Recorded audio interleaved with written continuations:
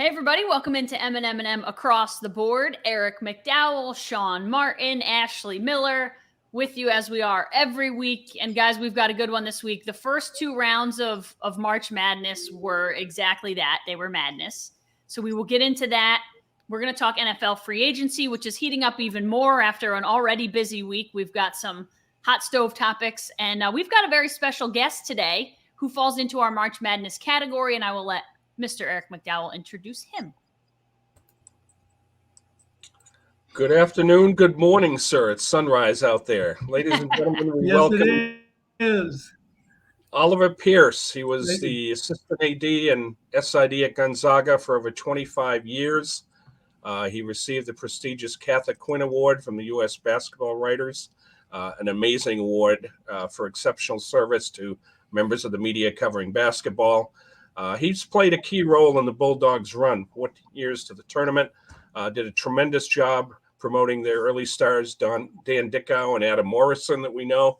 And the USBA WA President Jim O'Connell said, as faces of Coach Mark Few and several of the premier players become known to fans across the country, the national media had its trust in Oliver. And in 2015, he received a Lifetime Achievement Award from the College Sports Information Directors of America. Oliver, thank you so much for your friendship and for joining us today, giving us a history lesson, if you will. Well, thanks for having me. First question from my side before we go around the table, across the board, if you will. Just tell me about your early years, starting around 89, about where the Gonzaga program was before Mark Few came in. Tell us about those days before he came to the program. We were kind of a bottom of the Coast Conference, moved our way up to the middle of the West Coast Conference.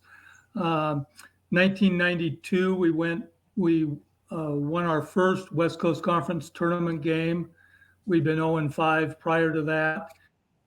92, we went all the way to the championship game at the University of Portland. Lost to Pepperdine and a player named Doug Christie, who spent some time in the NBA. The next year, or 94, we won the West Coast Conference, got eliminated in the conference semifinals. 1995, we were 0-6 in league, got hot, finished 7-7, finished fourth in the conference. We had an Australian by the name of John Riley, points in 3 games of the West Coast Conference tournament, and we made our first NCAA appearance in 1995. Got sent to Salt Lake City, faced Maryland and a guy named Joe Smith, and that kind of ended our run right there. So, and then in 97, we went to the NIT, lost to Washington State. 98, under Dan Munson's year at Gonzaga, we went to the NIT, and then in 1999, the infamous run to the Elite Eight, where we lost to eventual national champion UConn. And as they say, the rest is history. Oliver, is that all from memory? Do you are you one of those guys who just can recall years and coaches and players? Is that a thing for you? Yes and no. I'm usually pretty good at some of that stuff, but that was off the top of my head. So that's pretty impressive. I can't remember what I ate for dinner last night, and I was sitting there listening to you thinking, I think he's doing all this from memory, which is unbelievable. Well, I can't remember what I had for dinner last night either. So.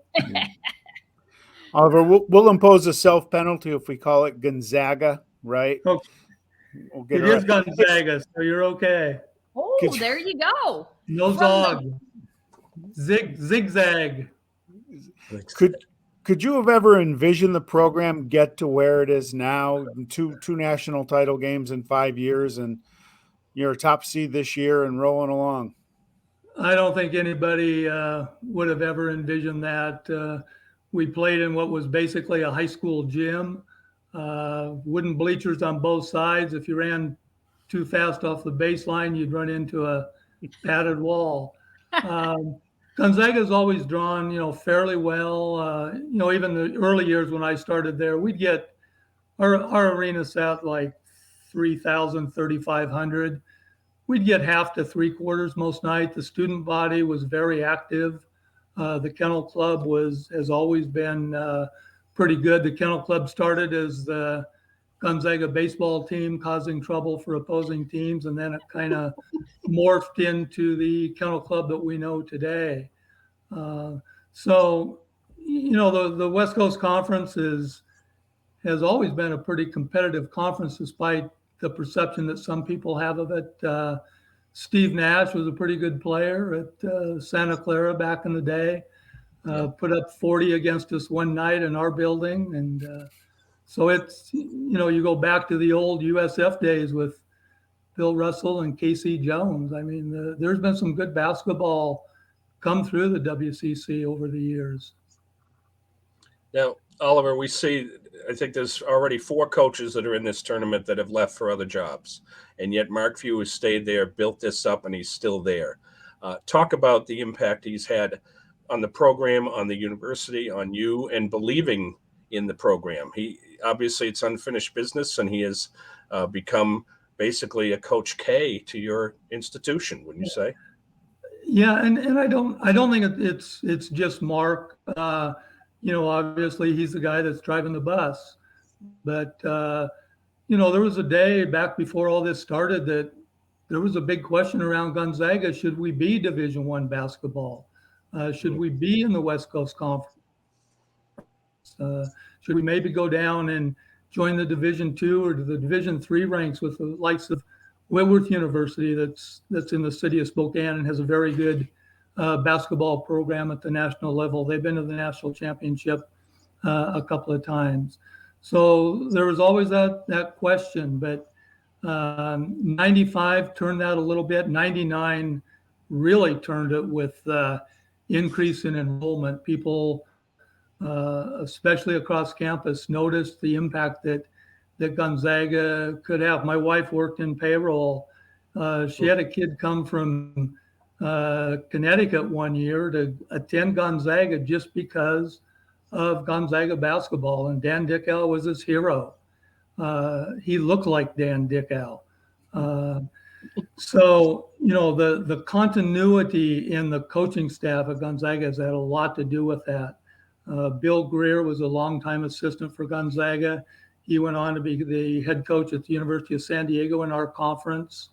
Unfortunately, he was let go after 3 or 4 years. He went on, and he is now a assistant at the University of Colorado. Leon Rice, the head coach at Boise State, he was a longtime assistant that came in. He was there about 10 years, became the head coach at Boise State. Had Boise State beat Memphis, we would have had the Mark Few, Bill Greer showdown last Saturday instead of Memphis. And of course, Tommy Lloyd, I mean, that in itself is a storyline this year with the NC2A. He's a 20-year assistant at Gonzaga, and, he's 4 wins from winning it all. So the continuity, the commitment, all of that plays a role in it. But, Mark has kept his staff together. He's done a good job of recruiting. Tommy was a great international recruiter. A good portion of those international kids were Tommy Lloyd recruits because he played overseas and he had the connections over there. Going back to when Dan Munson was the head coach, we got John Riley because Don Munson, Dan's dad, coached over in Australia for a couple of years. And so we had a little bit of a Australia pipeline there. Axel Dench was a very good big man for us back in the day. So, you can't point to just one person or 1 year or one player that has brought us to where we are today. The new arena that Gonzaga committed to made a world of difference. That new arena that opened in 2004, that brought the playing field up to where we were a lot more level with some of the guys we were trying to catch. And that's continued. We now have our own practice facility. We have a a state-of-the-art film room. We have a state-of-the-art weight room. Everything about facilities is Gonzaga is first class, and not only in basketball. Mm-hmm. Yeah, Oliver, fair or unfair? I think people always criticize, oh, Gonzaga has never won the big one.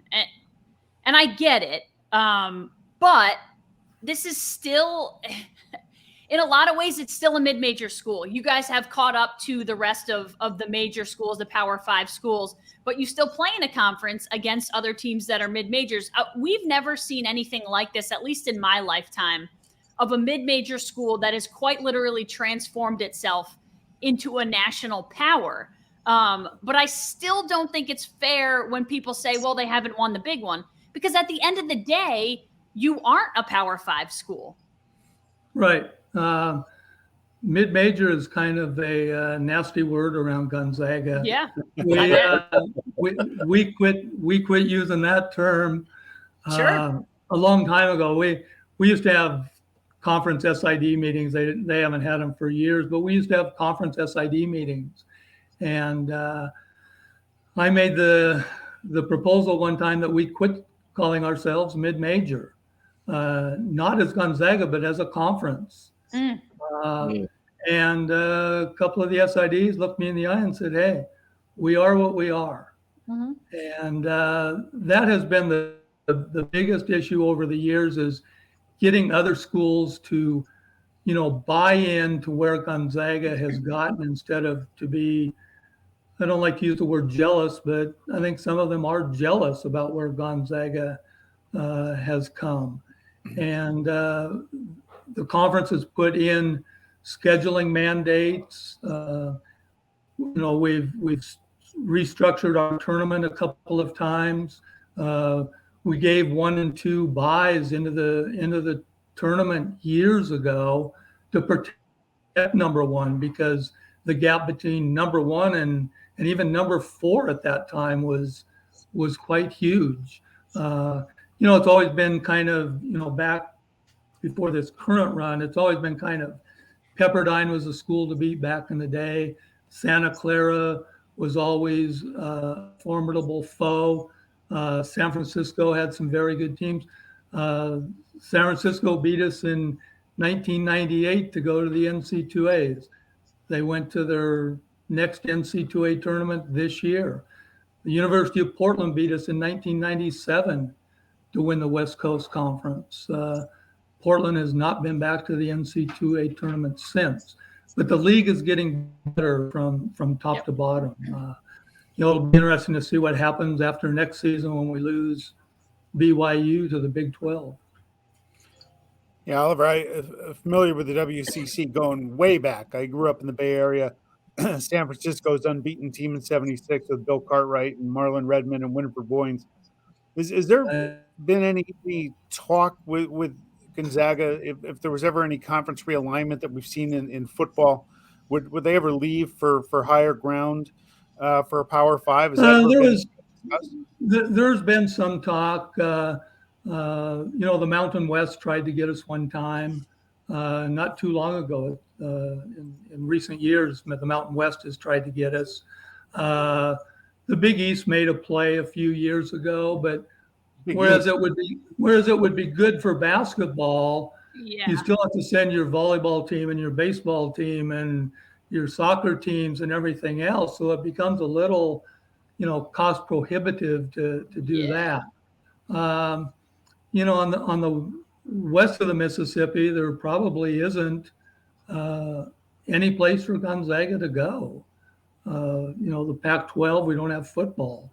The Mountain West would maybe be a possibility as a non-football school, but that keeps you out of a lot of the conversations. That's why BYU is able to go to the Big 12. They have football, and they have very good football. Oliver, last one from me is I really would like your opinion on this, the word portal. Okay. You and I are old school. Senior days, basketball used to have 3-4 kids that were players. Senior days now are going to appear to have, a team manager, and that's it. It's just so much you see kids now, of course, even with COVID, but some 5-6 years 3 different schools. What's your thought of the portal, the transfer portal, and its effect on college basketball?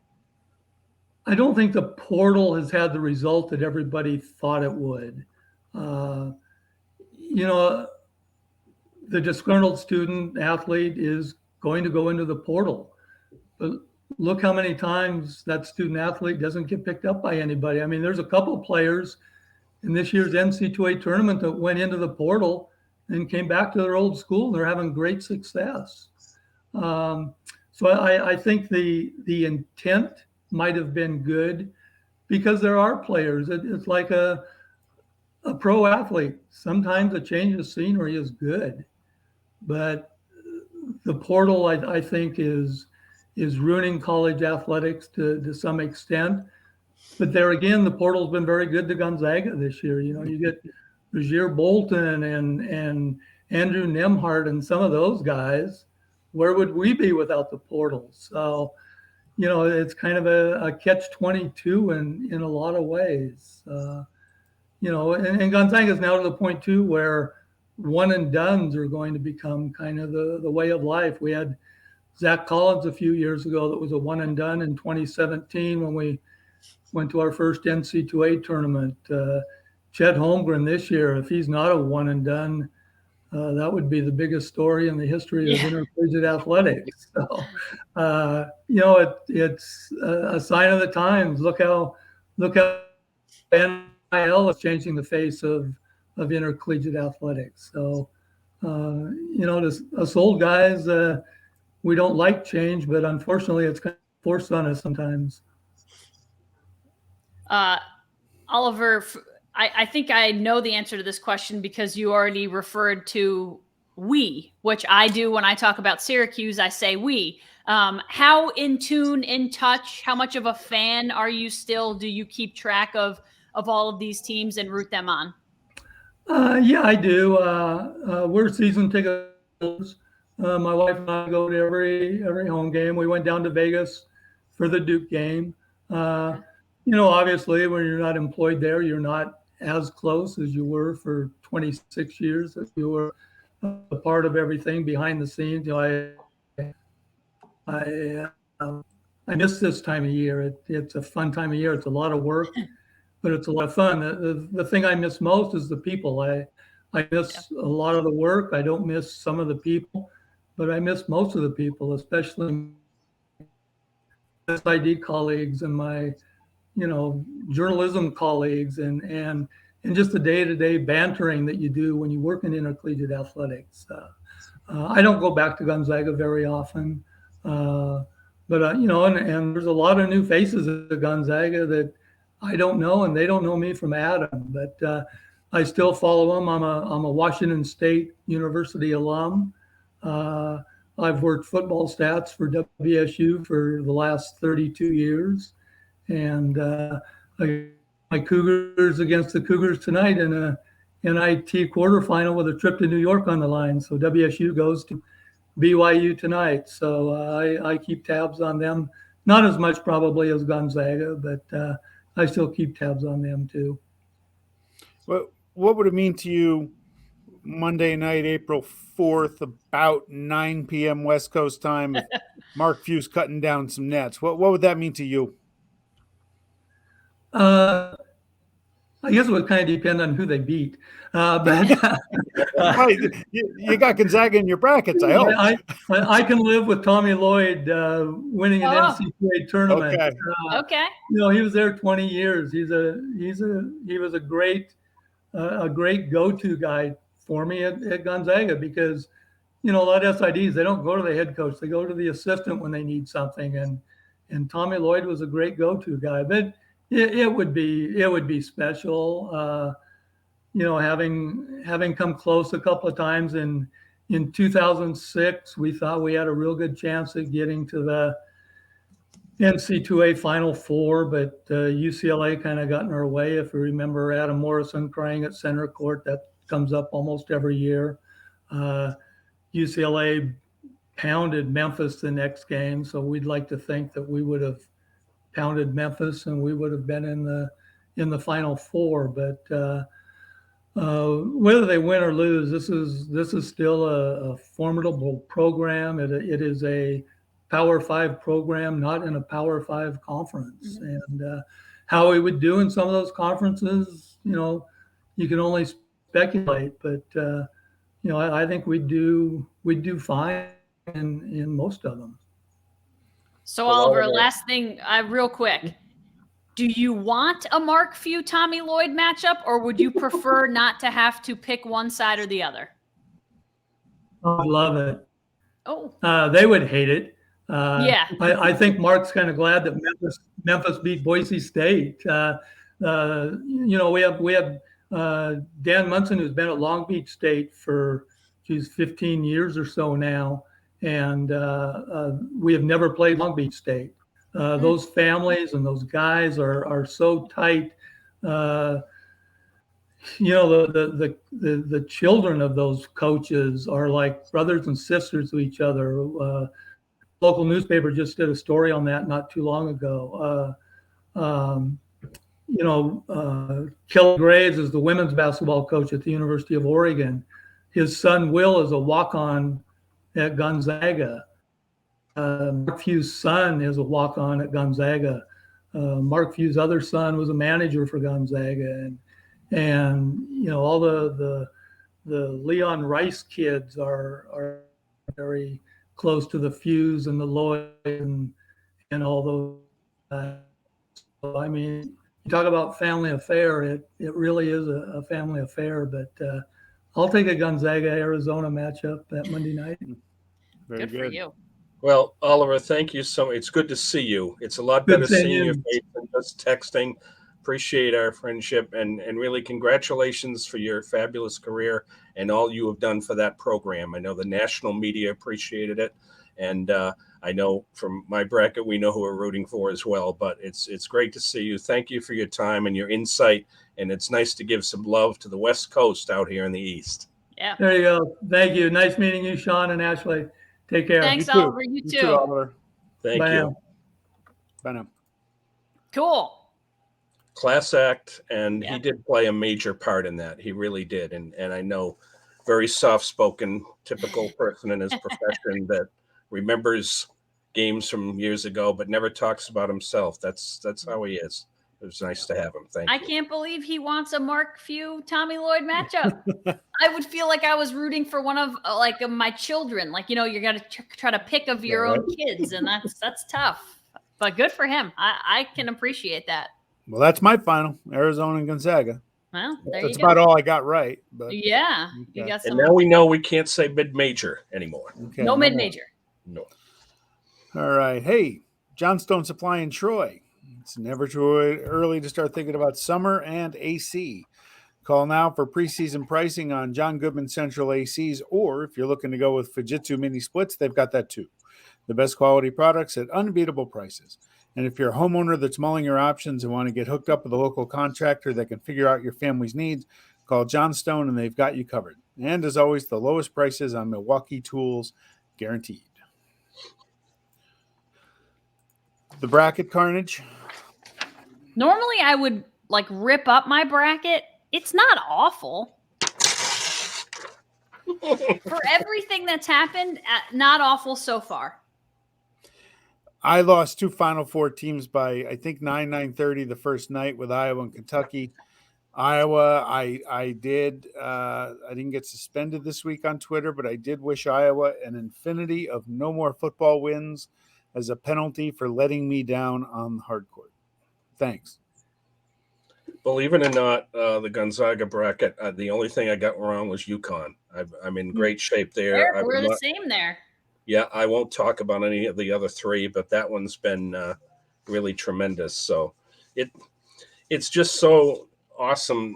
As Ashley, as you know, you had that day off just to have that thing on and just watch and see these kids come to life. You read about them, but I love the exposure of these schools. And obviously a school in Jersey City with an enrollment of about 2,300, the impact that it makes on alums and students, it's truly incredible. Those are the stories that people love about March. So what do we got for Sweet 16 here? How many teams do you have? I've got 10. Show off. One, That's kind of middle of the road, but I'm pretty proud of that. 2, 3. I have North Carolina and Miami. I've got 8 of the 16 still Okay. alive. But we're looking pretty good for the Final Four, other than Kentucky. Yeah, so I was going to say, do you have all your Final Four teams left? I have 10. I have 10 Sweet 16s. That's good. You call me a show off. You got the same number as me. But that's where it ends. Yeah, I get you. I mean, losing 2 of your 4 Final Four teams isn't great, but at least you've got 10 of 16 in the Sweet 16. This is true. What were your most fun moments, biggest takeaways? Who are you now rooting for? Have you changed your mind on anyone? I know we talked a little bit about St. Peter's. That's obviously the biggest story of the tournament in terms of a 15 seed from the MAC that Siena beat 2 times this season, going and just outplaying. Like, they outplayed Kentucky. They have looked like a legitimate basketball team who could beat anyone on any night, which is stunning to me. Being a Tar Heel fan, I'm thrilled to see them there. I'm not surprised. I think UCLA is now the team to watch out for to go. I think they're going to win that region. Mm-hmm. I think they'll beat Purdue in the regional final. I'd love to see the Tar Heels get there, but I could see UCLA making a run now as a 4 seed and going all the way to the title game. Well, to touch on St. Peter's, as I said, the low enrollment. Think about that. The total enrollment is about 1/3 the size of Kentucky's season tickets holders. Not remarkable, but I think now they're going to, like Wrigley Field, get stuck in the Ivy. I think Jaden Ivey and Purdue is going to take care of them. They did really well against Texas. This team had a fun running bucket with St. Peter's. It could be like that, but I think it does end at this point. I agree on UCLA. I think they're very improved, and I think they're going to be dangerous, and they are a very smart look to make it to the final, because I don't see North Carolina pulling that one off. I just don't see the depth with them. Too inconsistent. UCLA's got great rebounding across the board. They're spread all over on the scoring, so there's not really one guy. You try to shut down Jaquez, and then you get jazanged. So, you can't key on one person. I think the depth of UCLA is solid, and they should be in the Elite 8, no question. Yeah, I think that might be the game I'm most interested in, though, is UCLA-UNC. I wasn't overly impressed with UCLA's first-round game. Listen, they just squeaked it out. It wasn't like an easy win for them. But I'm also interested in, this is so weird, but you're going to have either Miami or Iowa State in the Elite 8.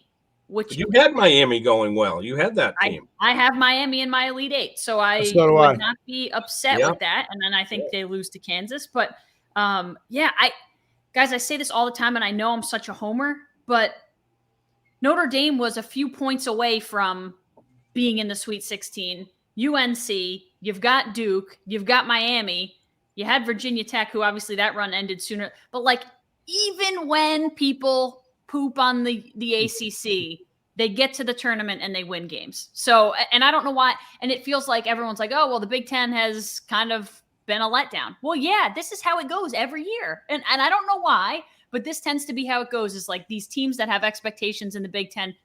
Obviously, Michigan has been a little bit of a surprise, but there are teams that I think have expectations in the Big Ten that it's always like, well, they're out again. Yeah, the Tennessee was the biggest shocker for me. Yep. A week ago, I sat here and asked why Michigan was even in the tournament. Mm-hmm. And now they've won 2 games. Yep. So it's the game I'm interested in seeing, and I'll get to see it, is Texas Tech going to be the one to end Duke in Coach K's career with their defense? They're going to D them up, dismiss the Dukies for once and for all. Let's hope. We can only hope. Mm-hmm. Well, how about a 46-point second half to take out Auburn? None of us had Auburn really going anywhere. I can't get over the stat, though, that Iowa State did on the defense. The LSU and Wisconsin combined to shoot 6 for 41 from 3-pointers. Okay, we have Section 2 basketball girls and boys that shoot much better than that, and you 6 for 41 combo.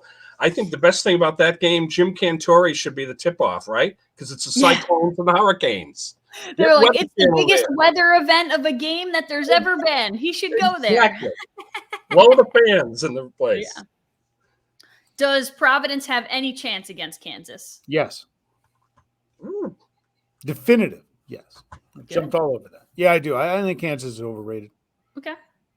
Yeah, I mean, listen, I hope for good games all the way from here on out. Like, I don't want blowouts. I get bored. Because the games become so much fewer in the few rounds that I don't want any blowouts because I want to be very interested and invested in every game that there is. So I think Providence would be a good look here because Creighton put a scare into Kansas. They just couldn't miss. Yeah. They were really playing outstanding, and it was like watching a playground game. It was just back and forth, almost like tennis. Mm-hmm. But I think just on depth, talent, I can't see Kansas with losing at this point at that game. But hats off to the Friars for a nice run. They were the under-the-radar story because of the other seeds that they had a good run, and they've done a nice job there that used to have Patino and Barnes. So the coaching continues with the Friars. Yeah. Any changes to our national title picks? Not mine. I mean, I'm gonna ride with. I picked Kansas. I have Kansas, Texas Tech. I'm gonna ride with it just because I don't want to change it now. But my Elite Eight looks pretty good. Yeah, I had Arizona over Gonzaga. I kind of want to throw UCLA in there now, but I won't in deference to Oliver's visit today. Yeah. We'll ride the Zags. Okay. I'll stick with that. That's it. I had Iowa beating Kansas, so based on that, like I said, I'll go with Providence there, and Providence to get to the Final Four over Miami. Yeah. Gonzaga, Arizona, Kansas are there for me as I had, and of course. No Kentucky, but obviously I think UCLA could take that slot and make it there. Yeah, I've got UCLA there anyway, so that's good luck for me. Look at you. Guys, one of the things that I love every year, and I don't know why I love this so much, but because for so long we were recycling coaches, and I talked about this in the NFL too. I love when we get to see teams like Murray State and St. Peter's and Chattanooga and San Francisco, and we see all these teams essentially for a lot of people for the first time all year. Maybe not Murray State, but Chattanooga and San Francisco, I'd never seen them play this year. We're seeing these teams for the first time, and these coaches now get new opportunities. Like, I love seeing mid-major coaches, like real mid-major coaches, getting the next crack instead of getting guys who have been fired and then recycled, and we just see the same old guys over and over again. So like Todd Golden from San Francisco just got the job in Florida. The guy from Murray State, Matt McMahon, just got hired by LSU. So like these are mid-major guys who have worked their tails off, who are now getting the chance in a Power 5 school, and they're going to become household names, which I absolutely love. Yeah, and now they have the toys to play with. They've all done remarkable jobs. New Mexico State's in there too. Yep. So there's 4 teams that we know as of now where they are advancing. And it's also excellent for their assistants because usually one of those – if you're doing so well at that level, you're going to hire in-house. Right. You're going to hire the top guy that was the recruiter that helped build the program. So, Sean, I think it works out in a great domino effect, unlike pro sports where you see the old guy coming back. Yep. It replenishes the talent pool of coaches, don't you think? Yeah, and hold that domino effect thought for the breaking news going on in the world for our next segment. But yeah, I gotcha. I'm smiling again. Oh, boy. Eric, how much of a if Shaheen Holloway is not the head coach at Seton Hall, what are we doing? Right? Unless he gets one of the other jobs, but there are a lot of jobs open. These jobs have closed pretty quickly, and people have filled with all.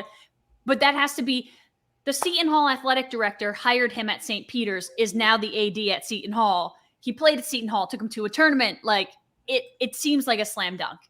It is. The question is, will anybody else go after him? Now, the thing that's what I mean. Yeah, is he going to get a bigger job?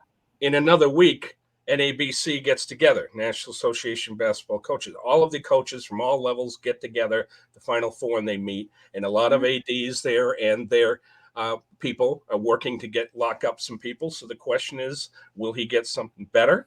or will the heart keep him there? It makes so much sense. But in college athletics, sometimes things don't make sense that come through. So yeah, I think just there's a think lot, the better jobs are gone. I mean, that's right. Maryland is filled. Kansas State got filled.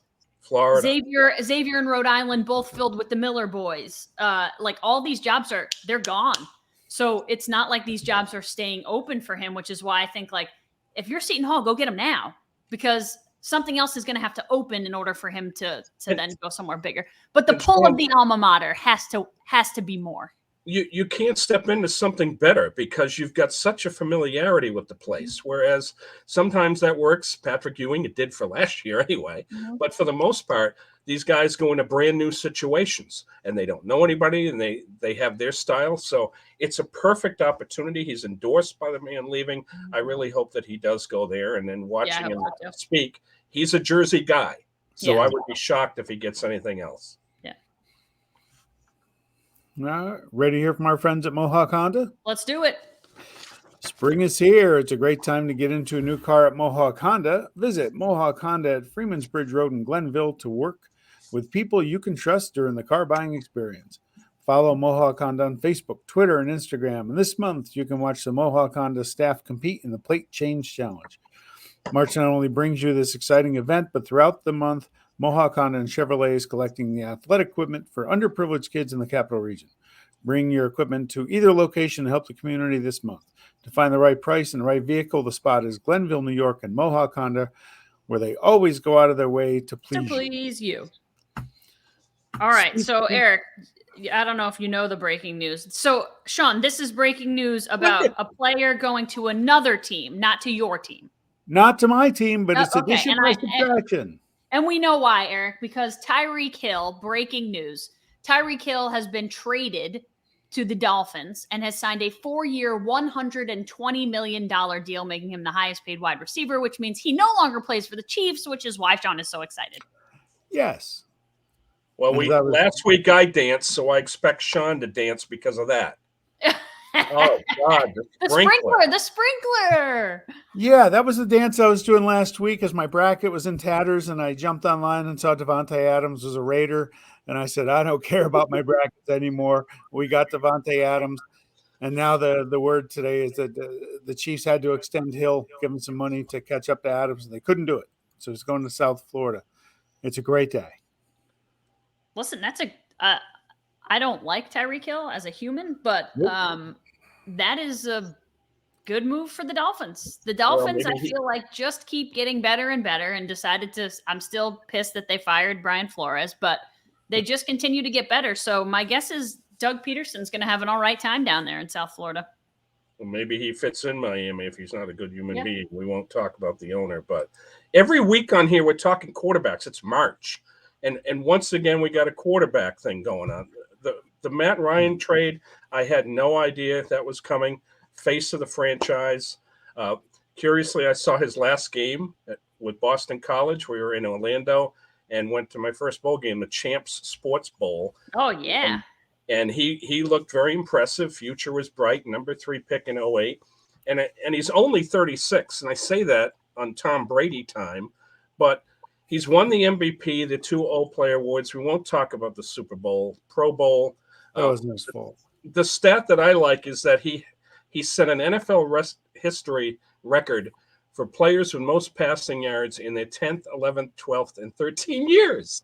That's pretty cool. So I hope the Colts finally lock it down. I think they've had 5 QBs since Luck. They were not prepared for that. They have. And I'm happy for him. And I don't understand that deal at all and what they gave up. But by the same token, he will have a Ring of Honor in Atlanta. Where did this come from? They went after Deshaun Watson hard. Right. And so he was like, I'll see you. Yeah, I think that's about right. I think he actually did that. Right? That's what I would have done. Yeah, I think Atlanta's in complete teardown. Mariota's a nice quarterback. He was a great backup for 2 years. Yeah.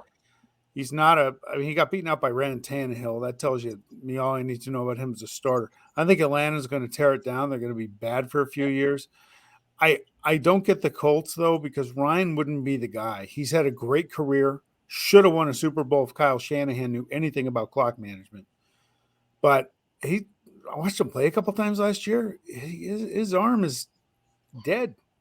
It just didn't look good. He looks like he's got a lot of miles on those tires. Yeah, I mean he does have a lot of miles on those tires, but if I'm the Colts, it's a safer play than like a Baker Mayfield. It's a safer play as like a stopgap. He'll give you 2 years. That's a good Colts team. Like you have Jonathan Taylor, you have a great defense, you have a good offensive line. This is a better situation for Matt Ryan, without a doubt. But I also just think it's a safe play, and he can get that team back to the playoffs in that division. He can get that team back to the playoffs, and they can win. And he's not going to throw a freaking knuckleball, whatever the heck that was that came out of Carson Wentz's hand. That's not going to happen with Matt Ryan. Maybe he can't throw it down the field, but you're not going to get the stupid mistakes that you got with Carson Wentz. So I like it for both teams. It's a tear down anyway. You pay Mariota $18 million for 2 years. And because they knew they weren't going to draft a quarterback this year who was going to play. So why not sign a backup? You're going to play for draft picks, and hopefully in 2 or 3 years, you're ready to draft a quarterback who is the future of your franchise. He's better than Brissett. He's better than Rivers was. He's better than Wentz, of course. And remember, I had a Colts hat on, and I thought they would make a run. They were playing tremendously and fell apart down the stretch. And a lot of the reason for that was the CW. And I'm not talking about TV. So I'm happy for Matt Ryan because the Colts are a good club. They're in a winnable division. You know, you've got some change in that division. And we saw Tennessee, the number 1 seed from that division. But I think it's a great deal for Matt Ryan personally. And it's nice that they found him a home where he doesn't have to – he has some toys to play with, and he's not with a rebuilding team, a team that is a contender for the playoffs. I'd have gone after Baker Mayfield, and here's why. He's young, he's enthusiastic, and he's pissed off, right? He's got something to prove now. He got shoved out of Cleveland. We'll get to Watson in a few minutes. But Mayfield, you know where Mayfield got shoved / worked his way out of Cleveland. Yeah, but you know what? He hurt that shoulder early. I think the second week, he could have shut it down. Yeah. He would have been criticized for it. Instead, he tried to play through it, and he was, 75% at best of Baker Mayfield. He hurt his reputation by trying to play through injury. And if it was that bad and he was hurting him that much, Kevin Stefanski should have sat him down and played Case Keenum and said, look, he's our leader. He's hurt. He can't go. We're going to go in the opposite direction. They let him try and play through it, and he couldn't. And now he's just been shoved aside by the Browns and a lot of their fans. And I think if I was Seattle, I'd scoop him up today. I would too. I'd scoop him up today because he's going to have a lot to prove. He's still playing on a rookie deal. You got a little time to kind of help him rehab himself and maybe becoming the player people think he's going to be. I don't know what he is. I see talent. He reminds me a little Brett Favre. He's a little too wild sometimes, but I'd give him a shot. If I were the Colts, I would have done that. Ryan's a safe pick for sure, and maybe that's all they need. They need a manager. I think so too. Because Carson Wentz killed that team the last 2 weeks. He came off the COVID. He was awful against the Raiders and even worse against the Jaguars, if that's possible. He destroyed their playoff hopes last year. Ashley, go ahead. Because we all agree that Baker needs a fresh start. And the person in Oklahoma that I knew that worked in their office, she raved about him. And as you know, early in the year, I said he did sacrifice himself to play. And he even writes a letter, Ashley, in the paper. You don't do that until you've been in a city for 10 years. And he's thanking the fans who have screwed him over. He's a class. But he did that before they even went after Watson, which is why it was weird. There was weird stuff happening in that organization. And I think he wanted out. And so that's what he did to get out, which is strange to me. But the reason I don't like Baker to the Colts is because I think the Colts needed a safe play and Baker is not safe. I think there are certain teams who fit him perfectly well, Seattle being one of them. Even the Texans. I know he doesn't want to go back to Texas, but there are certain teams that it's going to be run and gun, wild and free, whatever, and that's him. And if you want to risk, you can take that risk because he could be what puts you over the hump, but you have to be willing for it not to work out. And Seattle is basically a rebuild at this point. So you might as well take him and try to put some pieces around him and let it happen. But he just to me doesn't fit what the Colts do. Maybe not. You might be right about that. You're good on Seattle though, because then he comes into a situation where he doesn't have to. There's no competition. We're talking Drew Lock. I mean, seriously. So there's not a lot of pressure with him. He's in an area, and Seattle needs a fresh start, and so does he. And I still believe in Baker Mayfield. I'm not saying he's going to get a bust in Canton, but I like guys who work hard and who are leaders and sacrifice themselves at the quarterback position. I think that's a good fit. Yeah, I mean, where else can he go? Like, again, we're running low on teams. I would have said the Saints, and maybe the Saints still go after him, knowing that, like, Jameis is coming off the ACL. Do you still sign a guy like that? I don't know. They gave Jameis too much money for me to be able to sign a guy like Baker. But where else is he going to go? One of the morning shows suggested, I think one of the ESPN shows, I think it was, suggested that he could go to Tampa and back up Brady for a year and maybe learn from him, maybe learn some from professionalism from him. If I were the Commanders, I'd be kicking myself for trading for Carson Wentz, knowing you could have had Baker Mayfield. Well, they didn't know they could have had him. They didn't know. Yeah. Yeah, it'll be interesting. He doesn't feel to me like the kind of guy who wants to go back somebody up. He didn't want to be a backup in college. Ashley? Huh? Welcome him to East Rutherford and the Giants. He doesn't feel like a Giants quarterback either, but I would take him. Yeah. We just signed Tyrod Taylor to be our backup. I hope Tyrod Taylor is starting over Daniel Jones in the very near future. Yes.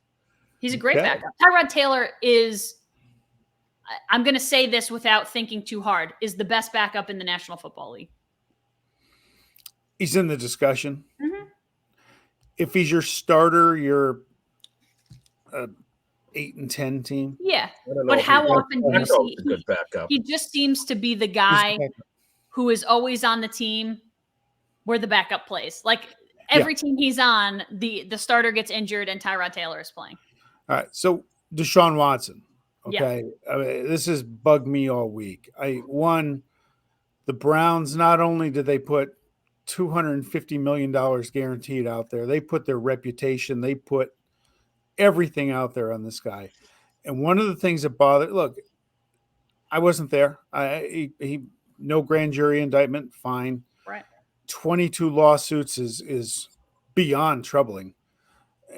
Would it shock me if a few of those were frivolous? No.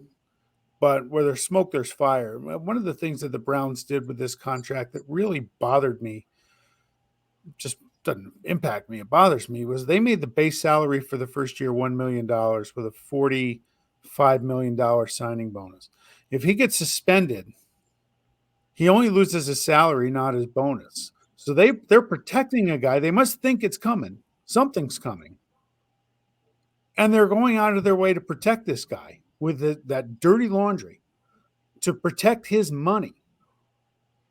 I don't know how you sell that and square that to your fans, specifically the female fans. And I've been watching a lot of Browns Twitter all week, and they're split. The guys don't care, and the women are horrified about the message it sends. He's a great talent.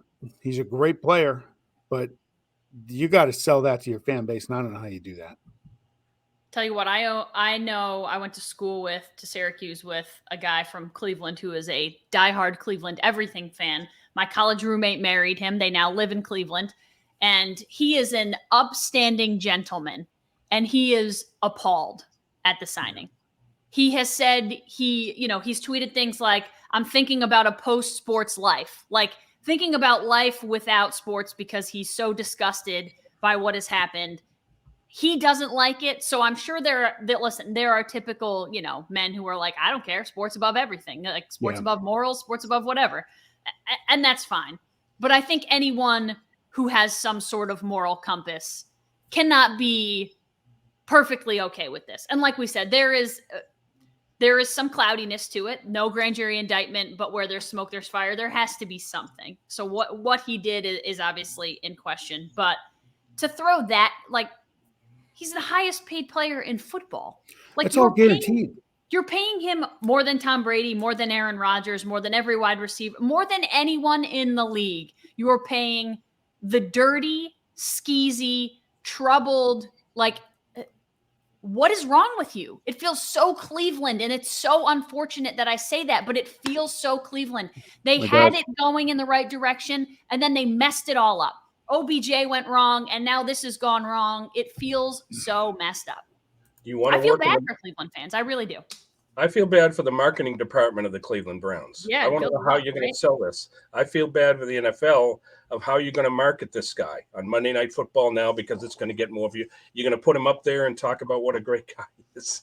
It's Michael Vick all over again, is what it is. The guy should be combustible and shouldn't be touched. And this, the money aside, it's just abhorrent. I find it offensive that he's still able to play. They sat him and buried him and thought maybe he'd go away, and he didn't go away, and now he gets that money. There's a price to pay for winning, and character should have some play in that. And, Michael Vick's situation was Bima and Pets. This is about women. That's what I mean. This is about somebody's career should be gone. And now in the case of baseball, you've got the Trevor Bauer thing. It's not going to go away. Oh, it's extended. It's extended. Somebody step up and put an end to this thing. Get the guy out of the league, but you got to wait for the legal stuff. It's just embarrassing. And I feel really, I'm not torn on this at all. I like your analogy, Ashley, with him, because I am a man, as you know, many times. I really appreciate women in sports and get them the attention they deserve. And I think I find this incredibly offensive and really disgusting. And the league, just like baseball with Bauer, there comes a time where you say, get him out of this league. He should not be playing again. Here's the thing. I do respect the innocent until proven guilty theory. And that's what this country, based on as far as law goes. But there's just too much there. Right. And in baseball, what Major League Baseball, they just keep extending the administrative leave that Bauer's on. What baseball needs, both sports, they don't need to necessarily do anything. They just need these teams to stop signing these guys. Baseball needs for the Dodgers to eat that $90 million and pay Bauer and have him go away, and then hope nobody else will pick him up, because that's just a nightmare. That is, it's you can't sell it to kids, you can't sell it to the women, and some of the male population. I don't know what the percentage is, but sure. It's a decent population out there that, you said, Ashley, your friend is horrified by it. I know Tom Schaller, that was on our show months ago. He's a big Browns fan.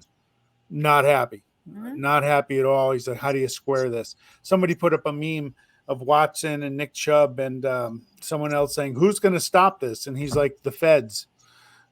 So it's a hard sell. But for the Browns, if this blows up on them, good. You're right. $230 million 30 down the drain. Good. Yeah. But actually, when do these people change? Okay, when Antonio Brown did the thing in Tampa with the shirt, I know all the three of us. We weren't surprised. No. I mean, he's Antonio Brown. You know what you're going to get. You want the stats, but look what he did. No surprise. So we know how this is going to end. It's going to end in a dumpster fire. That trade happened, and Antonio Brown put out a tweet and put Antonio Cleveland Browns saying, hey, come and sign me. Wouldn't that be something? Wouldn't it? Be very Cleveland. Yeah, very Cleveland. The other thing too, Sean, that you said too, and this is part of the problem, is like, okay, you're giving a guy like Deshaun Watson $230 million guaranteed, and you say, I hope the Dodgers pay Bauer and just cut him and make it go away. That's where the problem lies. Yeah. Why isn't there stuff, and I almost said a bad word, why isn't there stuff written into these contracts? If you do this and this becomes a problem, guess what? F the money, you're not getting it. See you, bye-bye. Here's the problem. You don't get the $90 million because that's just rewarding people who don't deserve it. You're right. There might be language in Bauer's contract, but probably not, again, faced no criminal charges. I know. So yeah, there's lawsuits out there. So how do you terminate a contract when no laws were broken by definition of the California grand jury system? I get it. And I like baseball for this reason, because I believe in guaranteed contracts. I believe that there's a place for them and that protecting the athletes is a good thing. The NFL, that you could sign a $90 million contract and 2 days later they could cut your, what. Yep. They don't care. Nope. So why not create, and I know it gets gray, why not create something in Major League Baseball contracts like, okay, they can't cut you for performance or whatever else, but if you get involved in some shady stuff and you've got civil lawsuits against you and whatever else, guess what? that contract is no longer guaranteed. We'll see you later. Well, it used to include gambling, but we know where the league stands on that now. Yeah, right. But a lot of the contracts have always said you can't go skiing, you can't be skydiving. They look at the physical stuff. It's time to look in here and here and really do some background checks. Recent Major League if you're a teams said, dirty bird, bad person, guess what? Your contract isn't guaranteed anymore. Recent team just signed some guys and said, we look at the quality of the person. This person's a good fit for us. Right. And there are good people that are good athletes. They're out there. No doubt. All right. Now that we're all disgusted. Yeah. Gross. Let's talk about something good, right? Okay. Do we have good whiteboards? I have a good whiteboard, something I'm very excited about. Okay, me too. Good. Well, before the whiteboard, can we throw in a tease? Do it. Next week, folks, we've got a special show. We're going remote, baby. Ooh. As the song goes, we've got a short way to go and a full week to get there, okay? We will have our Final Four preview show at a location called Van Patten Golf Club in Clifton Park, New York. We'll have some fans on hand as we record the show next week. Locally, there'll be announcements, but it's March 30th at 6 p.m. We're going to have a raffle there for prizes, including membership. Pretty good deal. So we hope if you're in the area, you can swing by and hear about the renovation. We'll talk about it at the beginning of the show, and they're cleaning up the course, great food and drink. So really excited to get to see the other M&Ms in person next week. Thank you. Yeah, we'll still look like this, but we'll be in the same place. It'll be different seeing Ashley live and in person without a TV camera affixed to her shoulder. Yeah, to my shoulder. You're right. And I asked them to put the Christmas tree in the back of the room there. Okay? Oh, please. That'd be great. I'll bring my jockey with me. So with my college hoops brackets and tatters, I turned my focus and attention to the Frozen Four. Yeah. NCAA tournament. I'm excited. The region, there's an Albany region this year. I'll be at the games in North Dakota and Notre Dame Thursday night, regional final Saturday. Our man Sean Farrell, we told him, hey, Harvard, go win the ECAC and maybe you get to Albany. And they did. And they will be here noon Thursday. Looking forward to that. So I do a bracket pool every year. Somebody I know runs it. I won it 2 years ago. I was very happy. So for those of you scoring at home, here are my Frozen Four picks. Michigan, Minnesota, Duluth. Harvard is going to upset the Albany region. Ooh, and the defending champ UMass, I got them going back out of their region. And the winners, hail to the victors. Michigan cuts up the nets on the thing. I like Michigan over Harvard in the national title game. Harvard with Sean Farrell, our friend of the show, and Nick Abruzzese and Matthew Coronado is playing as good a hockey as any line in the country. They were awesome in Lake Placid last weekend. I think they're going to keep going for a couple more games here in Albany. Yeah, Sean, if you get outshot 41-15 or 18 by Minnesota State or Notre Dame or whatever, you're not going to win, right? Probably not. No. Just wondering. I want your report after about that goalie with Minnesota State that's got a 1.27 goals against average. How? I want to know who the 5 losses were against. Well, I should look that up. And they won 1-0. Yeah, every game. Dude doesn't give up any goals. Crazy. Ash, what you got? All right. Well, in the spirit of giving the ladies some love, we've talked a whole heck of a lot about the men's basketball tournament. So why not talk a little bit about the women's basketball tournament? And I enjoy, I'm checking myself right now. I like when I check myself because I think it's important that people not take responsibility, but, keep themselves in check every once in a while. So before the tournament started, I said, man, the one thing I don't like about the women's basketball tournament is that it's always chalk. It's chalk, chalk, chalk, chalk, chalk, much more so than the men's basketball tournament. The scoring disparities are so great. Games just aren't close enough. The men's tournament has done such a good job. Mid-majors have come up. We see upsets all the time. We see double-digit seeds. Well, guess freaking what? We saw it in the women's tournament this week. And we saw it, a mind-blowing amount. A mind-blowing amount. It is no longer just UConn and just South Carolina and just Baylor. Guys, number 12 seed Belmont over number 5 Oregon. 11 seeded Villanova over number 6 BYU. Number 10, South Dakota. First, they beat Ole Miss, who's a 7 seed. And then they beat Baylor, the number 2 seed, who, oh, by the way, won the national championship. Number 12, Florida Gulf Coast over number 5, Virginia Tech. Number 6, Ohio State over number 3, LSU. Number 10, Creighton over number 2, Iowa, who had championship aspirations. Proved me wrong. Proved me right on wrong. And I'm so glad that it's happening as quickly as it's happening, because you have some of the best players in the country who are now deciding to go to other schools.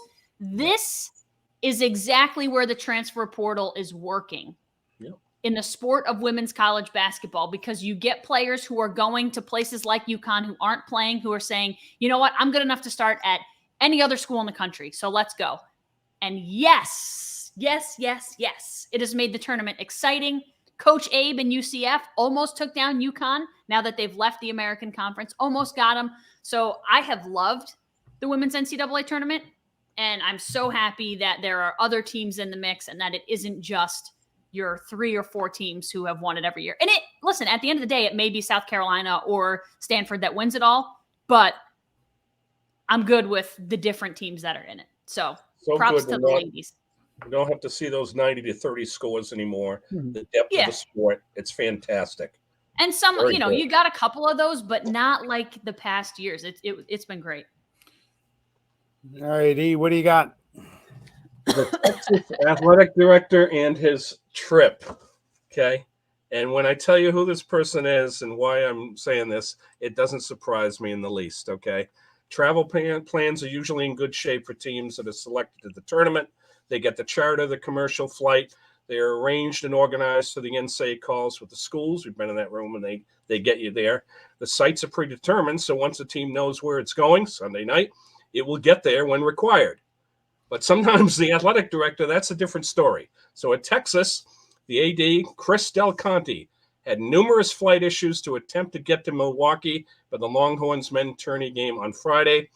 Finally, at the airport, another delay. He saw a father and a son, doing the Longhorn thing, having issues, okay? And then he said, you know what? He offered them to take them in his car, I think a Ford Explorer, 17 hours to get to the game. 17 hours. Texas is its own planet anyway. Yeah. And now you got to go north. They spent the night in Springfield, Illinois. They made numerous stops because Chris said that the father had, quote, the bladder of a walnut. It was fun to follow him.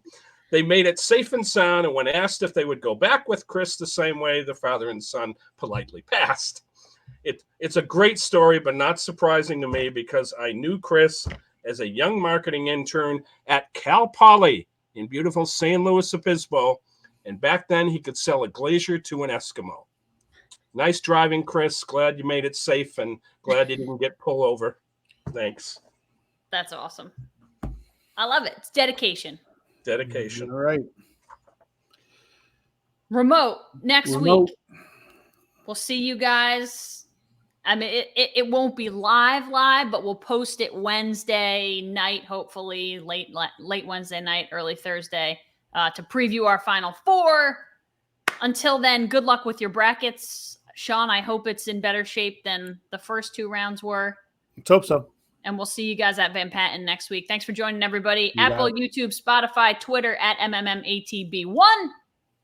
Good luck. Awesome. Bye now. Thank you.